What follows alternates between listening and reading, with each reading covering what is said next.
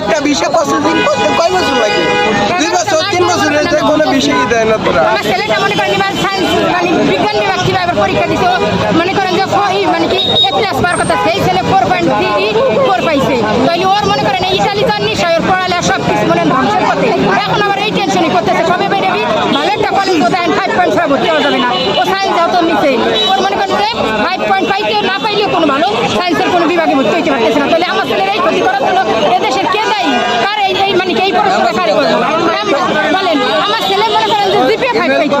তাহলে সেই ছেলে কি শিখবে এবার 4.5 বিশ্বাস দেবে কারণ আমাকে সাফা করুন আমাকে কাগজের ভিতরে পড়বে তাহলে আমার স্বামী নিজে মনে করেন মানে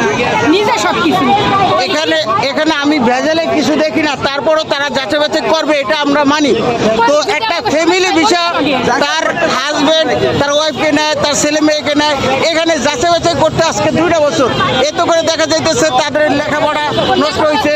তারপর অনেকে ওয়ার্ক বিষয় ক্যাটাগরি তাদেরও কিন্তু বিভিন্ন রাষ্ট্র থেকে আইসা ওই দেশেও চলে যেতে পারতেছে না